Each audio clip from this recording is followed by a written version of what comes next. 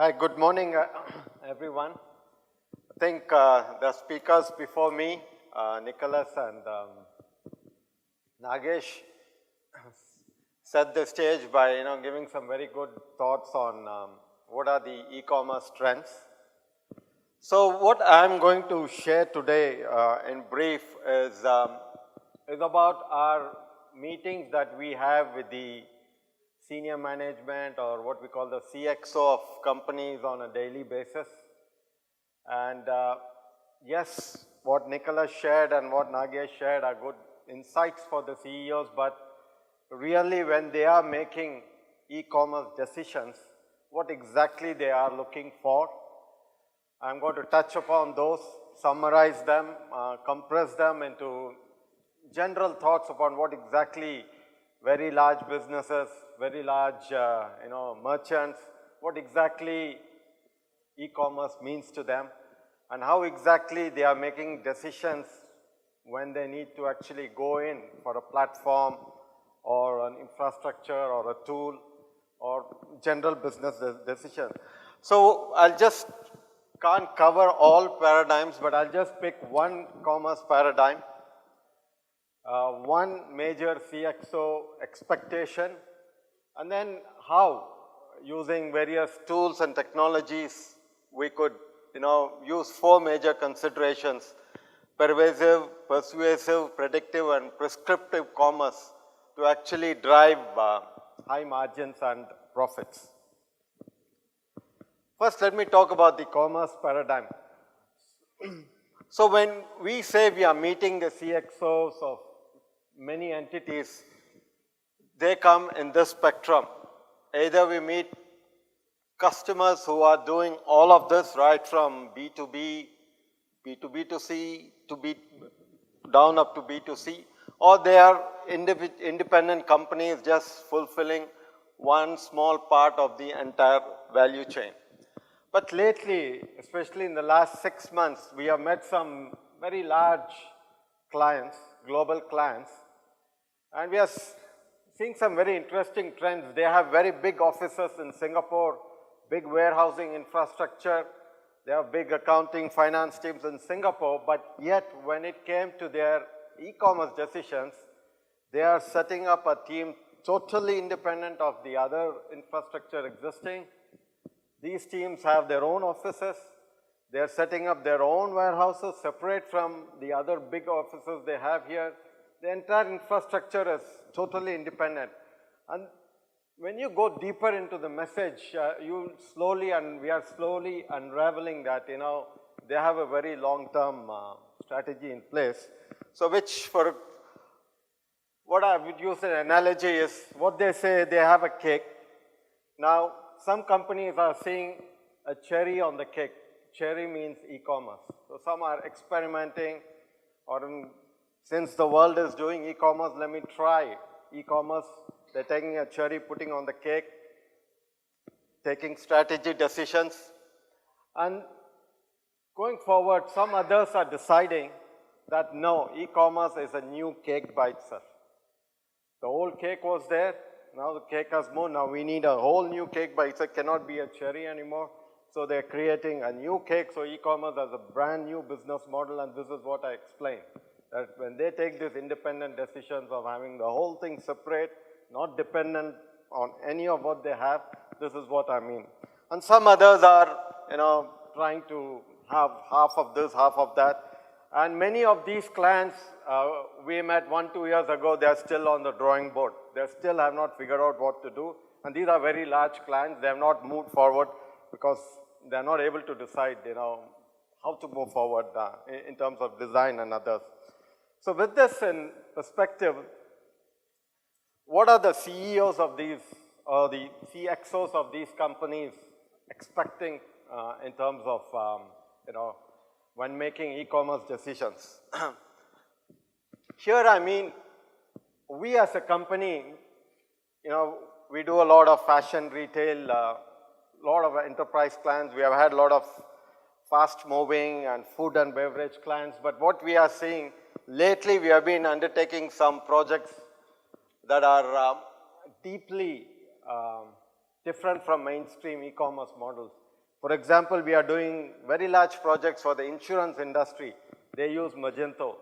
We are doing some very large projects for telecom companies that are digitally transforming themselves. They are using Magento. So where we see biggest growth in terms of e-commerce, B2B e-commerce, are these sleeping, what we call the sleeping giants. These are all very large entities. They are asset rich. They have made a big mark for themselves, and now slowly they are coming on to the e-commerce bandwagon. And when we go and talk to these CEOs of these very large companies, they are expecting very fanciful dashboards. It's nice to have this. You have a leadership dashboard, you have an operations strategist feeding information, you have technology manager feeding information, so on and so forth. This is very nice here. Many technology companies have dashboards. Magento has the BI dashboard, very good. But then the CEOs are asking the question, fine, we have all these tools in place, we have the technologies in place, we have the platforms in place, we have the best cloud infrastructure in place, the Amazons and Azures, but then what does it mean for them while making a decision? Sitting in 2018, they want to sign off on a board decision to go on 2019 for e-commerce expenditure. It could be 30 million, 50 million, whatever it is. Now the problem here is the industry is giving them, for example, 67 key performance indicators, which mean nothing to the CEOs. Yeah, we can have all these nice performance indicators, but for them to make a board decision, these performance indicators are not sufficient. So the challenge here is for technology providers like us to go and convince a fashion retail, food and beverage client seems very easy, but when it comes to convincing very large entities, global entities on the e-commerce bandwagon, we are seeing kind of a resistance. It's not that the platforms or technologies don't exist, but they need to be convinced simply because of the whole maze of social media, digital engagement, digital tools that exist, but how their own teams are not able to give them right information for them to make these board decisions. I was at a symposium here last week. Adobe Symposium was held in Marina Bay on the 5th floor, and attended many sessions on the marketing cloud. Adobe has a simply fantastic product that, it does all this analytics, campaign, experience manager. These tools exist, and in one of those presentations, they showed how Samsung S9 or the new Note, how they do global campaigns using marketing cloud. Very interesting. Likewise, they showed how Malaysian Airlines and many airlines in the world plan their global campaigns. That's fine. Now the CEOs want exactly, now we have these kind of tools, now tell me what it's going to take for you to deliver me a result I want. I want 42% growth next year in 2019. They want the digital marketing and their commerce teams to tell them how exactly will they achieve this 40%. Yes, you have platform, you have the Magento, you have the technologies, but now specifically, this is exactly what they want. So for making the next 10 minutes a little bit focused, I'll just use an example of a client from the construction industry. They are a global company, and they have 3 simple goals: cost containment, productivity gains, and business growth. And they serve the major industry segments as shown below, the commercial, aviation, healthcare, and other segments. So now what the CEOs want is for the dashboards to show them some highly analytical. They don't want to see KPIs. The KPIs are for the commerce teams. But the CEOs want to see highly analytical information. For example, there could be 100 decisions a commerce team will have to make. They want to know for every decision what is the base case, what is the best case, and what is the marginal case. Base case means anything below that is worst case. So for example, you can take a decision that, okay, I'm going to use Adobe Marketing Cloud to drive this construction industry globally. It's going to cost me 20 million. Straight away, they want to know. Immediately, click of button, they want to know what exactly is the number. on a 5-year scale. Last 2 years, 2016, 2017, we had these numbers. Now in 2020, I want this number. Calls the commerce manager, please tell me how am I going to achieve it. Now this is where the big challenge we are facing as technology providers. The platform companies are going to face the same challenge. Everyone facing the same.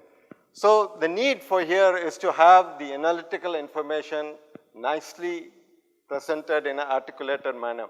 For example, if you go into the, it may not be clear, but if you go into the best case scenario, it's giving you a gross profit of 20% in 2018, but in a best case, it's giving you maybe 66 or 71. They want exactly these kind of information immediately made available to them. The next is one step deeper. They want to know, okay, now fine, the total operating costs are so much. Okay, this is what the social media teams are going to, the digital engagement teams want a budget of 20 million to drive. They want to go, okay, now go exactly. The point I'm trying to make here is this is not a balance sheet kind of a profit or loss or cash flow statement, no.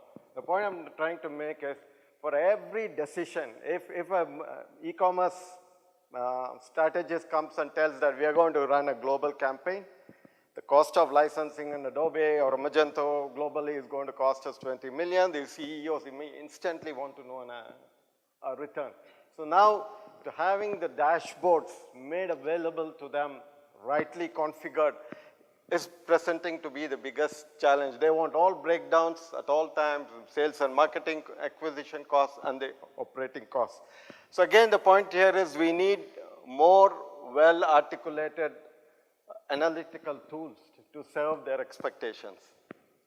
Likewise, when you go down deeper, you can go on deeper and deeper. Now, this is the challenge. Many tools, platforms are unable to come up, rise to the challenge to give them. And this is one expectation that we want to overcome and fulfill. Okay, now I'm going to take one specific problem. For example, the same industry serves us. That they had 400,000 clients visit their website through own or marketplace. This is just an example. 300,000 clients interacted them through chats, about 400,000 retail. So what you see in the second row is what we call revenue transactions, meaning these are transactions that were closed. Fine, for a CEO, this is good. We got the business, we are happy, but they are more concerned on the non-revenue transactions, which we all have been talking about, like what Nicholas said, wherever he goes, they follow you, fine. Now the question is, how do you make these non-revenue transactions more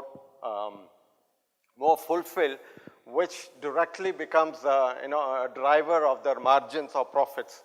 Now, we are taking a very small problem here. How do we realize the non-revenue transactions for the senior management? So this is kind of a challenge that's thrown to their e-commerce and digital marketing teams. Fine, you got me the business, revenue transactions, fine. In 2019, I want you to get me the non-revenue transactions, at least 50% of it converted. Now tell me what we have to do as a company. What strategies do we have to run? What commerce tools should we have to use? What modules we have to build or customize? So now, going one step deeper, they want to drill down to having answers on what digital customer experiences across all platforms that we need to build and how much it's going to cost. Now, you need to go and work out the cost of all this and have it ready even before you actually go and implement this. Likewise, digital content across platforms. They want to have full visibility from their own teams on how all these are going to be organized. And these are some of the major considerations they want answered, again, to drive their margins and profits, and how the whole ecosystem is going to shape up to provide this information is the major consideration here. So I mentioned four, pervasive commerce. Magento does it very well. I'm not going to go into detail. So you have all different kinds of media, devices, 3PL infrastructure, dropship store, all. Plus you have the distributor order global inventory customer, all these Magento does it well, and there are many other platforms do it equally well. So pervasive commerce is, okay, the need to have all this nicely integrated so that all information is neatly available. As we see in this, to have a seamless inventory view. Now, how do you build loyalty with friction-free purchasing? And courtesy to Magento, I've picked up some of these slides. And then personalized experiences. Fine. So pervasive commerce can be built in, and then we can go and measure the cost of building these versus the returns they're going to give. Next is, the CEOs are very concerned on what persuasive commerce technique you use. Let's take just 5. They want to know how the teams are going to build social proof. How am I going to get 5-star rating? Again, there's a challenge thrown to us, thrown to the platform providers and their own digital team. Tell me, what is how are you going to build social proof? I need a 5-star rating consistently in 2019, January, December. How will you do it? Next is price anchoring. What price anchoring technique should we use? $2,000 and then discounted to $1,500. What are the techniques they want answers? Reciprocation. What reciprocation strategy should they adopt? What should be given for free to get something in return from the client? Authority. There are some products they have which they have authority in the marketplace. Which of those they should run campaigns where they can show authority? Likewise, scarcity. Saying that some products are scarce, so how do we present that across? They want all these answers while making these board decisions. And these are, again, some challenges that the industry as a whole is facing, how to answer these questions. Third is predictive and prescriptive commerce. Predictive means, yes, using tools, the BI tools, we are able to tell you do this, you're going to get this. Prescriptive means that, I'll explain in the next slide. I got this slide from Magento, for example. When we take this case study to a client, since they're in the construction, what's similar, they read all of this and they say, good, yes, this customer, Carrier Enterprises got $300 increase in transactions, very good. 250% increase in daily online sales, very good. Now, digital marketing and commerce team, tell me how I can get 300% increase in transaction. What should this company do to achieve this 300, which using analytical tools, they can measure on a daily basis and make sure that by December 2019, they achieve 300%. Now, the ecosystem as a whole needs to provide the analytical tools to show them that this is what is happening on a daily basis. This is what you call prescription. You go to a doctor, prescription here, the CEO is coming to you for prescription. I need 250% result. Now, how are you going to do it? You drive the digital strategies. You tell me what payment gateways to use, fine, but I need these kind of results. Likewise, another construction industry is Questmark. They will read all this, fine, this company achieved all this, but then I'm only interested in the numbers, increase in AOV, increase transactions, increase sales. How do we do it? Give me an answer, give me a budget. And this is where, again, the industry needs to shape up. And again, when you go, they set benchmarks like, okay, I need 75,000 of them customers that were non-revenue to be converted, and how are we going to drive all this different, this is what we call prescription, meaning the CEOs telling the teams that this is the numbers I want, you do what you want in terms of customer experience and digital content, and tell me how it needs to be done to achieve the numbers in purple. Likewise, I want to grow my loyalty by 200%, sales by 40, increase conversion by 40. This is the prescription I want from you. The teams tell me what should the company do in terms of content and customer experience. So these, when we go to these large scale clients, so these are some of the major touch points, digital pain points that we are overcoming on a daily basis, both from a seamless B2B ecosystem right down to individual B2B and B2C ecosystem. With this, I end my presentation with this last slide. Again, I was trying to focus on is the use of analytics, presenting information is becoming key. And one point I forgot to mention was the investor holding.